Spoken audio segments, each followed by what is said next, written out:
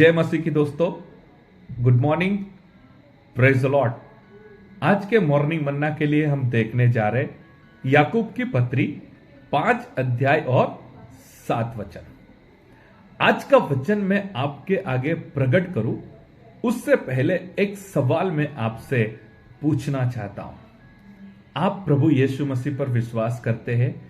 मैं भी प्रभु यीशु मसीह पर विश्वास करता हूं और हम सब प्रभु यीशु को मानने वाले लोग प्रार्थना करते हैं और हम प्रार्थना में कई बार कुछ ऐसी बातों को परमेश्वर के आगे प्रकट करके हम आशीषों की आशा रखते हैं। फॉर एग्जाम्पल, फैमिली में ब्लेसिंग्स मांगते हैं, बिजनेस के लिए हम ब्लेसिंग्स मांगते हैं, फाइनेंशियल ब्लेसिंग्स को हम मांगते हैं, मिनिस्ट्री के लिए हम ब्लेसिंग्स परमेश्वर के पास मांगते हैं। अभी मेरा सवाल यह है, जब हम परमेश्वर के पास मांगते हैं और ज्यादा वक्त जब बीत जाता है और जो हम मांगते हैं वो हमें नहीं मिलता है, तब हम निराश हो जाते हैं। हमारा विश्वास अविश्वास में कन्वर्ट होने लगता है, हमारा मन दुखी हो जाता है और हम सोचने लगते हैं जो भी मैं प्रार्थनाएं कर रहा हूं उसका कोई भी असर मुझे दिखाई नहीं दे रहा है। और कभी कभी हम कैलकुलेशन करते हैं, एक हफ्ते से मैं प्रेयर कर रहा हूं, एक महीने से मैं प्रेयर कर रहा हूं, लेकिन प्रार्थना का कोई जवाब मुझे अभी तक नहीं मिला है।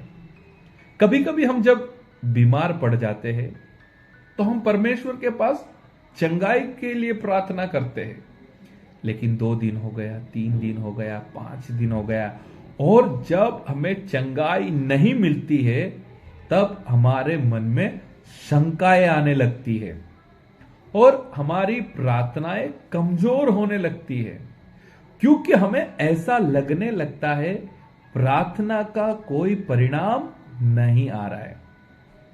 और अगर आपने आपके लाइफ में ऐसा अनुभव किया है या फिर आप ऐसे अनुभव से फिलहाल गुजर रहे हैं, तो मैं आपको कहना चाहता हूं, आज का वचन आपको प्रोत्साहित करेगा, आज का वचन आपको ब्लेस करेगा। तो मैं आपके लिए पढ़ना चाहूंगा याकूब की पत्री 5 अध्याय और 7 वचन। इसलिए हे भाइयों, प्रभु के आगमन तक धीरज धरो।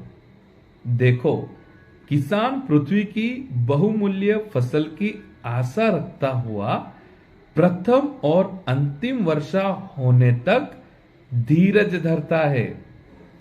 Hallelujah, praise the Lord. वचन में कुछ ऐसे शब्द हैं जिनके तरफ मैं आपका ध्यान लेना चाहता हूं। जो वचन हमने पढ़ा उसमें लिखा है किसान, फसल और धीरज। जब किसान बीज को जमीन में बोता है तो उसके अंदर एक विश्वास होता है, एक आशा होती है, जो बीज में अभी बोने जा रहा हूं वह जल्दी से उगने वाला है और जब उसे उसका फल मिलेगा तब वह खुश हो जाता है। लेकिन जो समय होता है, जो अंतर होता है, वो बहुत बड़ा होता है। जब किसान बीज बोता है तुरंत दूसरे दिन उसे फल नहीं मिलता है। आप समझ रहे वचन क्या समझाता है? जब किसान बीज बोता है तो वह धीरज रखता है और जब वह धीरज रखता है तब जाके उस बीज में से उसे फसल मिलती है।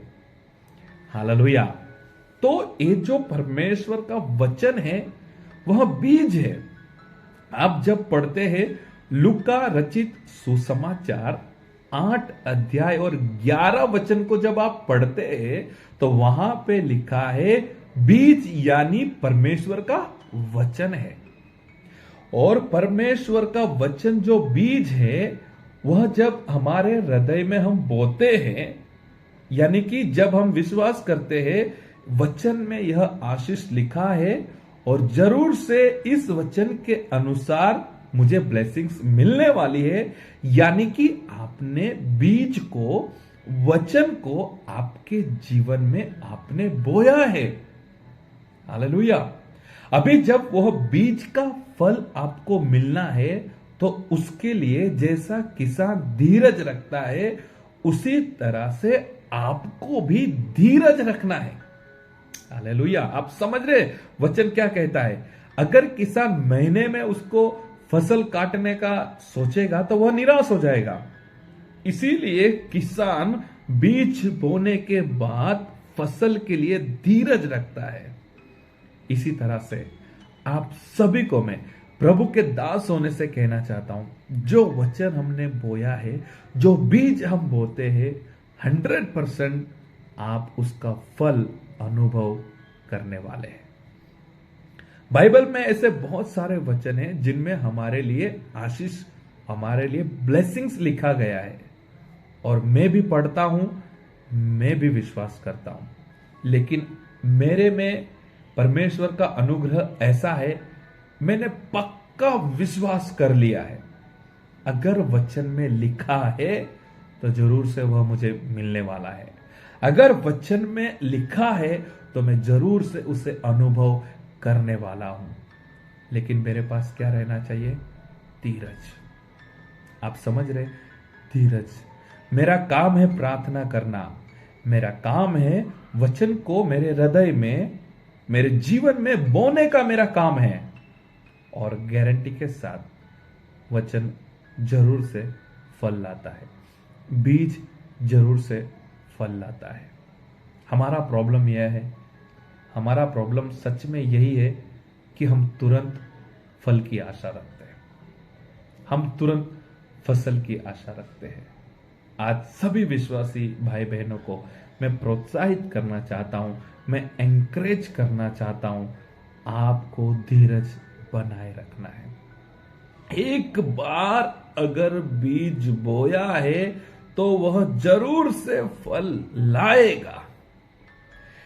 एक बार अगर आपने वचन पर विश्वास किया है तो वह वचन आपके लिए जरूर से ब्लेसिंग्स लाएगा।